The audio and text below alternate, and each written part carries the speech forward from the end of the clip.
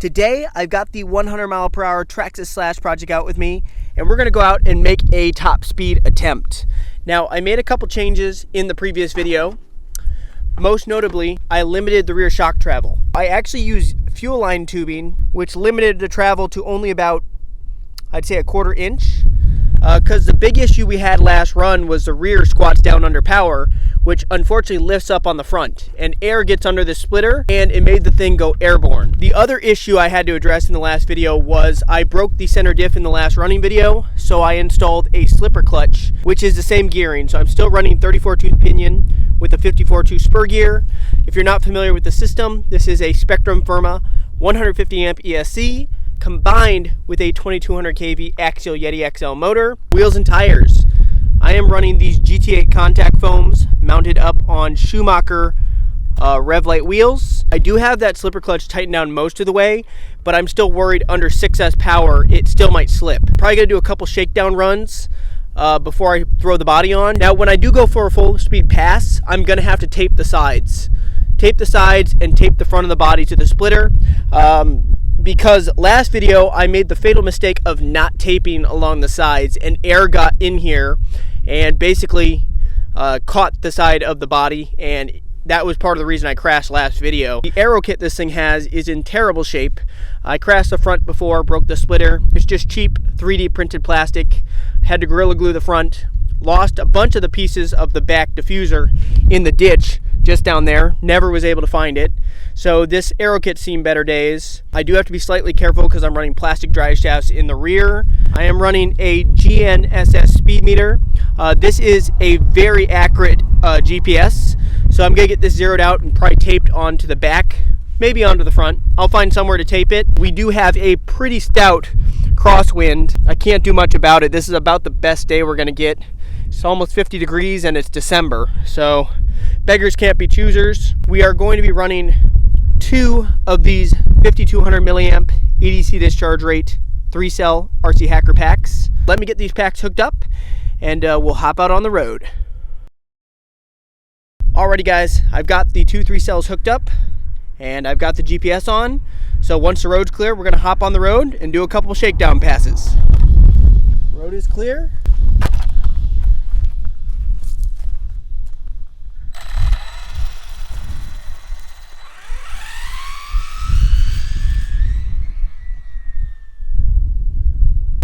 First shakedown pass, here we go. Rolling on the power.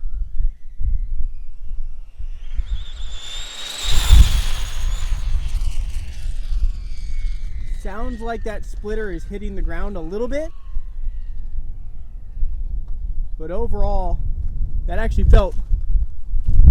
felt really, really good. Let's go for another one. Here we go.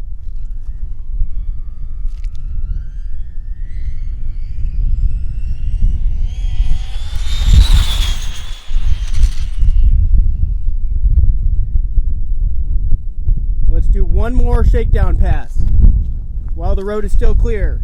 Here we go.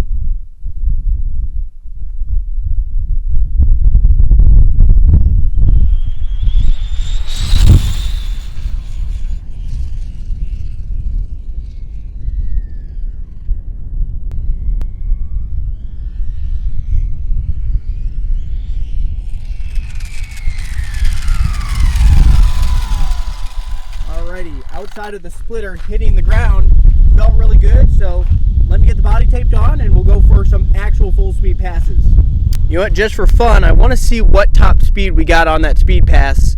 We weren't even going full throttle. Maybe 2/3 throttle is the most I got up to on that pass, but I am interested to know nonetheless how fast we got up to. That had to have been 70, had to have been probably 70, but pretty darn close, 68. But like I said, that was only about 2/3 throttle, so that adds up. I'll probably zero it out.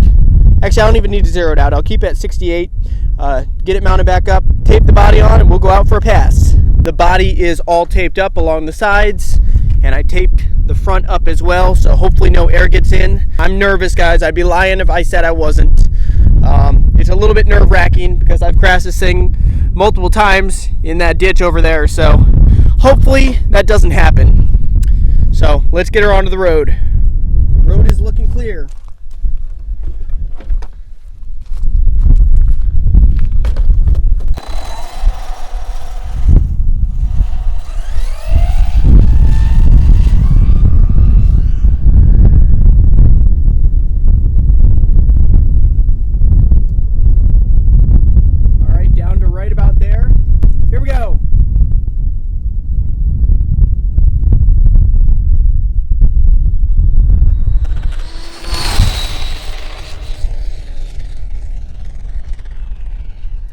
Splitter is definitely hitting the ground.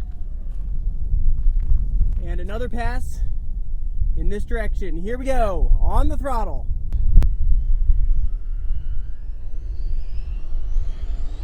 I'm pinned.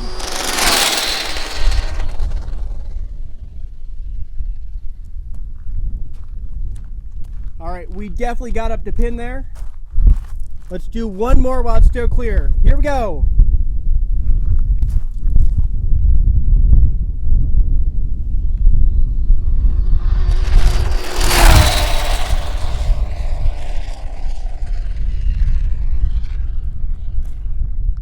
I see we have a car coming, so let's bring her in, guys.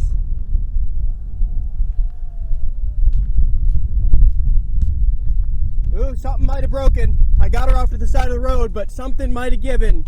Didn't have any drive, I don't think. Let's get down to it. All right, fortunately got it off to the side of the road because we do have a car coming.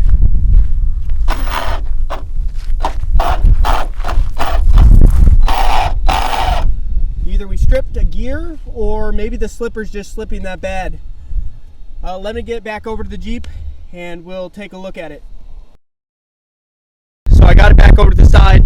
I'm just thankful we didn't crash this thing, but looking at it, that splitter did break. We never crashed it, but maybe just because it was up against the ground and that was a part where it was already fractured and I had already glued it. But let me go ahead, get this tape off, and let's see what top speed we got. Because I did get it up to full throttle.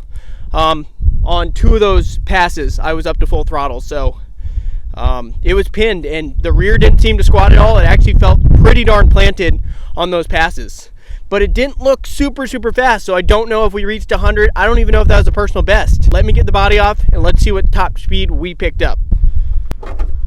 Alrighty, guys. Well, first off, I can already see the problem. We stripped the spur gear, so that brand new slipper and spur I put in, it stripped it.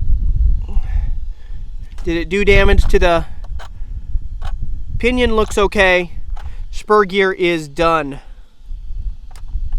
It's got a lot of play in it too.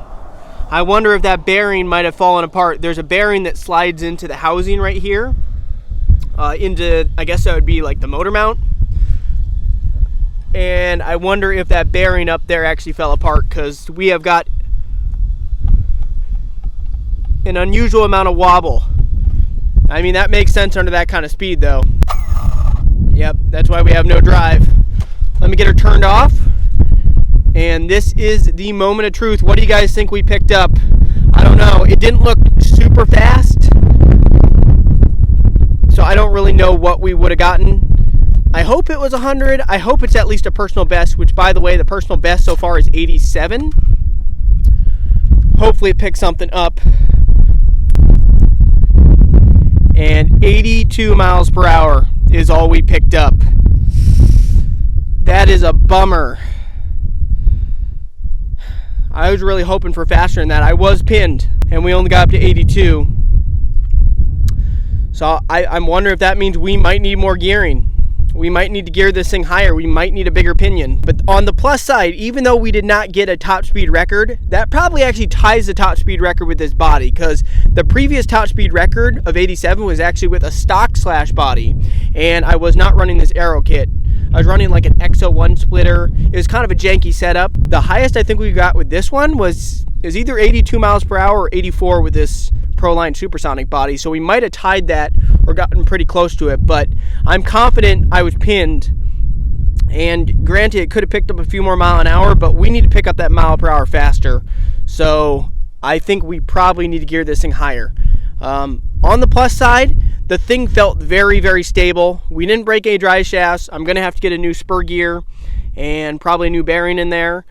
But overall, the stuff I did actually with the back not squatting made it feel extremely stable. So I feel pretty confident about that. So maybe all we need is to gear this thing higher, and maybe we'll reach that 100 mile per hour goal. But I'm going to go ahead and wrap up this video. Thank you so much for watching.